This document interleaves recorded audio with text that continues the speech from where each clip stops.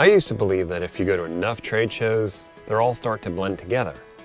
Yes, the people there change, and meeting people is the best part of trade shows, but often the feel of the shows is largely similar. Going to Aquashella changed that opinion though, as Aquashella isn't an aquarium show. It's an aquarium festival. What does that mean? It means saltwater and freshwater vendors, artists, speakers, and even an Aqua Crib. What's an Aqua Crib? It's an immersive walkthrough experience complete with black lights, art, aquarium, smoke, and lasers. Yes, lasers. The Aqua Crib is so extensive that Aquashella has its own laser technician, that's Will here, at every show. Sorry to disappoint you, at Aquashella there are not sharks with laser beams on their heads. So if you're looking for an aquarium trade show that's really a festival, Aquashella is your answer. And here's what I uncovered at Aquashella in Orlando in 2022. There's nano tanks, there's pico tanks, and then there's micro reefs. We're talking volume measured in ounces.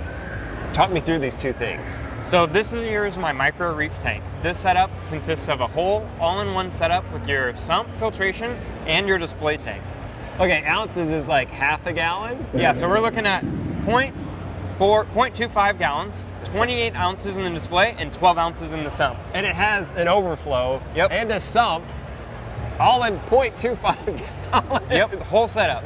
So what are we looking at in terms of equipment? We have the sump, but return pump, walk me through this. Yeah, so this is just your basic setup for reefing. You've got your return pump, you've got your little mini heater in there to keep your water temperature wise, and your display lid for your sump, your display tanks to help keep evaporation to a minimum, and it also helps to trap in the heat as well.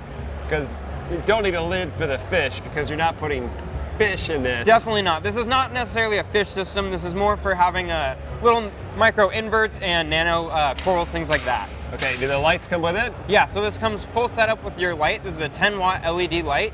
Comes with 3 adjustable settings. So we've got our low setting, our medium setting, and our high. It doesn't have ramping during the day, but you can adjust it if you need it. So we have the micro reef, and then we have an all-in-one type setup over here. Exactly. So this is our brand new small-in-one setup.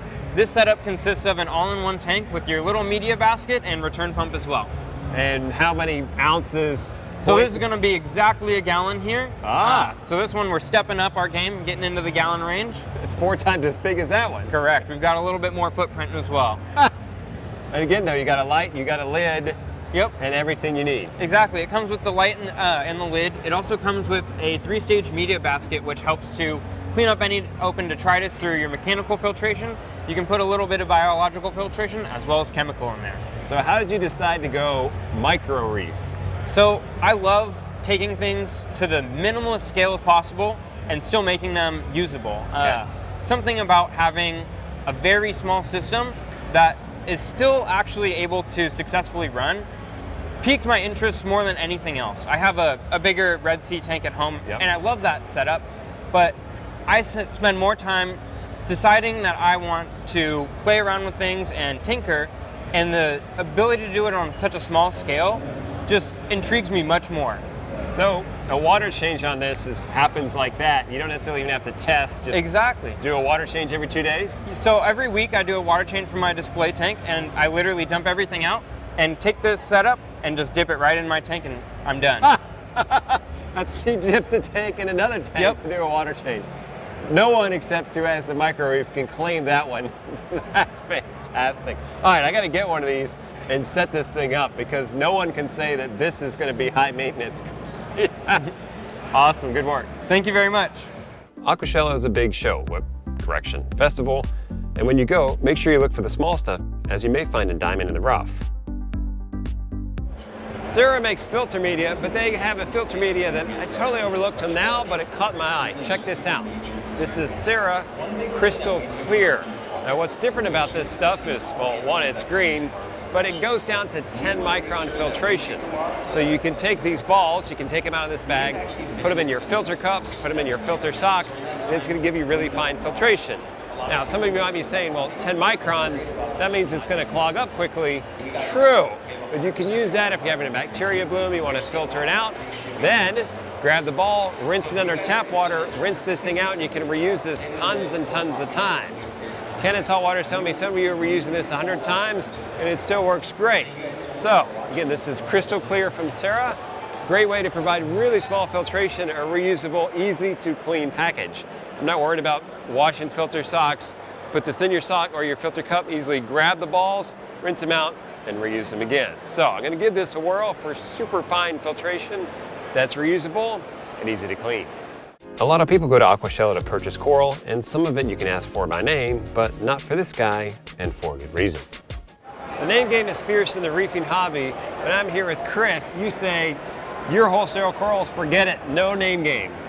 It's been a big problem for us as farmers because we get wild corals in and they look similar to something that somebody already named, but how can you lineage name that the same as the person that originally put the name on it? Okay. So because we got ours from the wild, we don't believe in putting the name that's common because it's not lineage, it's not the same DNA, it's a different coral.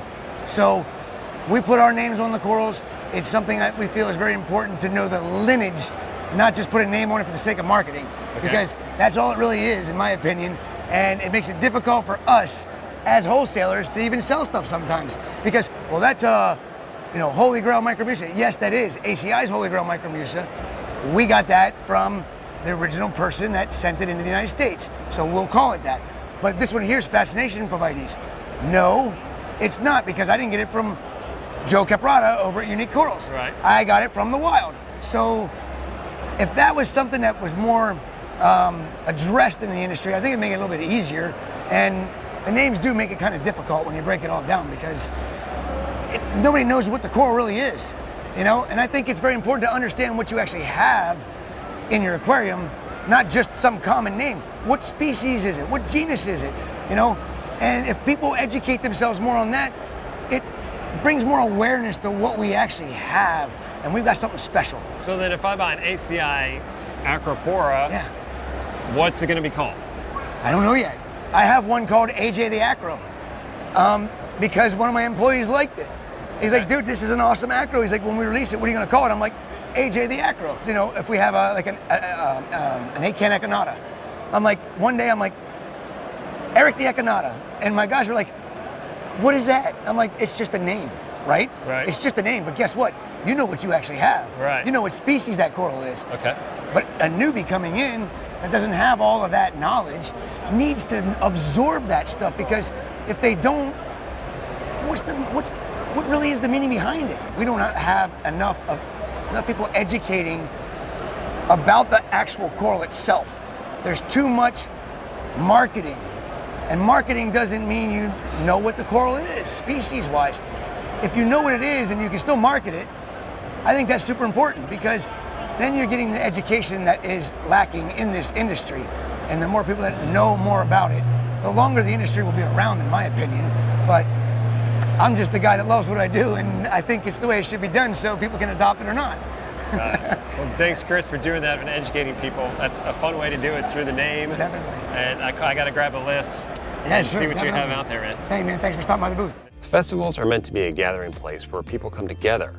But how about a controller for your aquarium, which is all open source and therefore a collaboration? There are people who like to have things done for them, and then there are people who like to do things themselves and tinker. I'm one of those, I like to have it done for me guys, but I'm here with Ranjiv. You say you have a solution for those people who want to build their own tank controller. Yes. Called the Reef-pi. Yes. Raspberry Pi, I'm guessing. Yes. Reef-pi is an open source reef tank controller project. It's a software that you install on Raspberry Pi, and then you can add your own hardware. You can buy either from Amazon or adafruit.com, and then you install the Reef-pi software, and then you can install it to control temperature, pH, water level, light, all of those day-to-day tank chores. You can either control those simple functions, or you can set a complex automation like macro with a stepwise things for things like water change and stuff. So I program this how I want it? Right.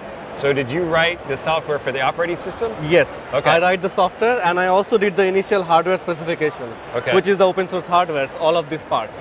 Okay, so I have to have some amount of familiarization with circuit boards, etc. Depending upon how much you want to automate, at minimum you have to do a little bit of automation like this one, a temperature sensor. Yeah.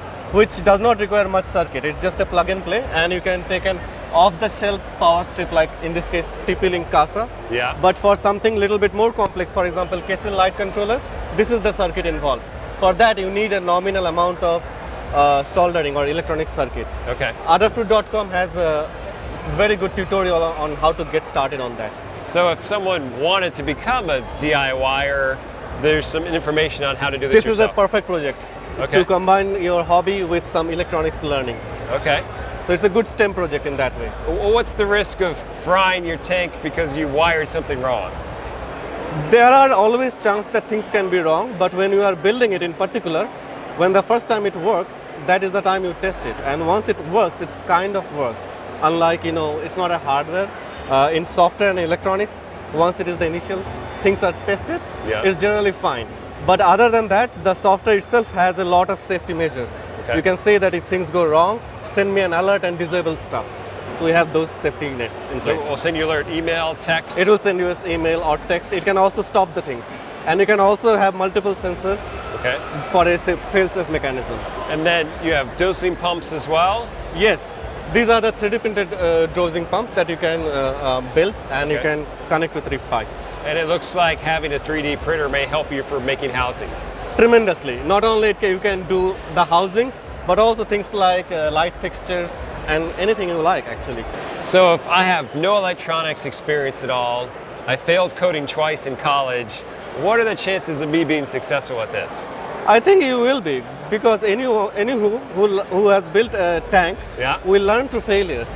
And also there is a huge community that will help each others out.